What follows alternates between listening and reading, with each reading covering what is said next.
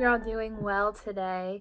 It's bright and sunny where I'm at. It's a little windy, so can't really go out for a run right now, but the sun's out and it makes me happy. Well, when I was trying to come up with a topic to talk about today, nothing was really coming to me until one morning I woke up and I had this song in my head. So this song is by a man named Carmen, and I guess I would classify him as a 90s Christian musician. I don't know if any of you have heard of him. I'm not even really sure what his last name is. All I know is that I know him by Carmen. But so when I was younger, my parents would always play me and my siblings. They would put our tapes into a cassette player and they would play as we fell asleep to them. So it would be like Salty the Singing Songbook or just various ways of Bible stories that we would hear. And so I guess Carmen was one of them because that's where the song comes from.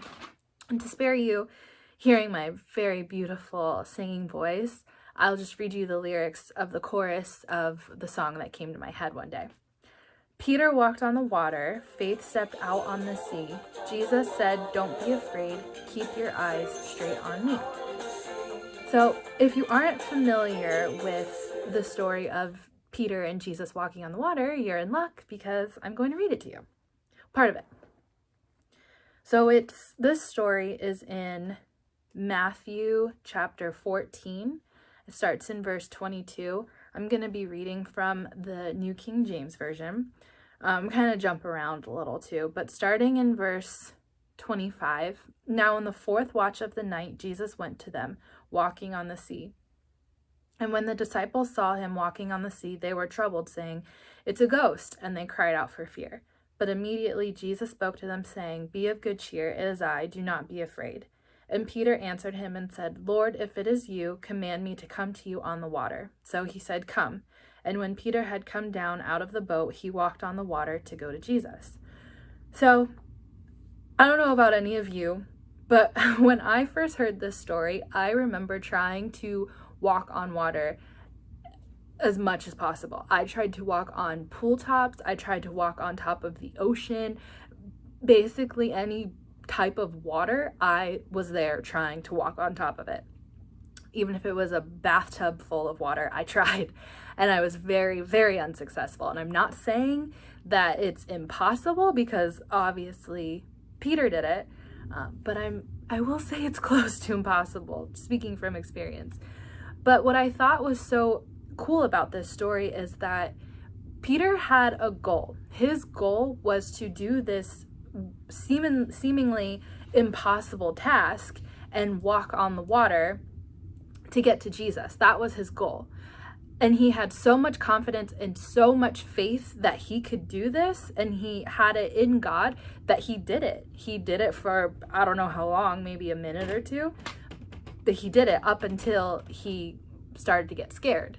So in verse 30, but when he saw that the wind was boisterous, he was afraid, and beginning to sink, he cried out, saying, "Lord, save me." And immediately Jesus stretched out his hand and caught him and said to him, "O you of little faith, why did you doubt?"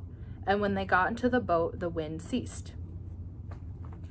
I have goals in my life. I'm sure you do too.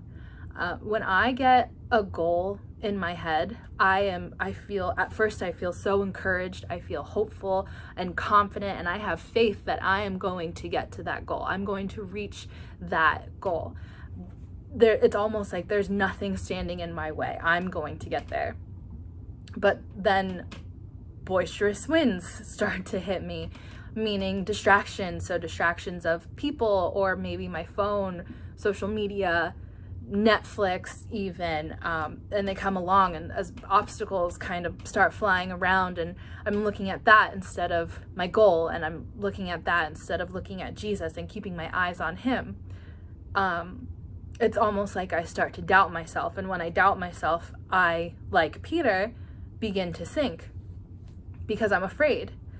But I believe that when I stop and think about it, I believe that God has put resources in our lives whether it be people or his word that we have to go back and look at it.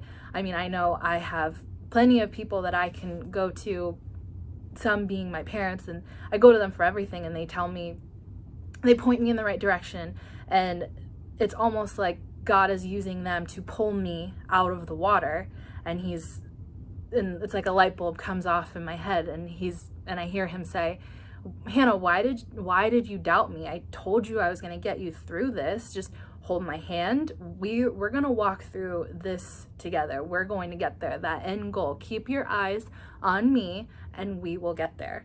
So all of a sudden my self-doubt and the distractions and the obstacles all go away because I'm pulled back up. I'm fresh-minded. I'm encouraged. I have my eyes set on Jesus, and I'm ready to go again. So I hope that this has given you some encouragement and hope that when you do sink, we all sink. I mean, honestly, I almost sank last week. But we have to be pulled up. We get pulled back up and refreshed mind, and we have our Bible and other resources to live off of, to keep us going, to keep our eyes set on Jesus. And because he's going to get us through, just like the beginning of the story, we're going to have confidence and we're going to have faith, and we're going to get through whatever it is that we're trying to get through to get to our end goal. So I hope that helps. Remember to have faith, remember to be encouraged, and remember to have confidence, and keep your eyes straight on God. Have a great rest of your week. I hope to see you all soon.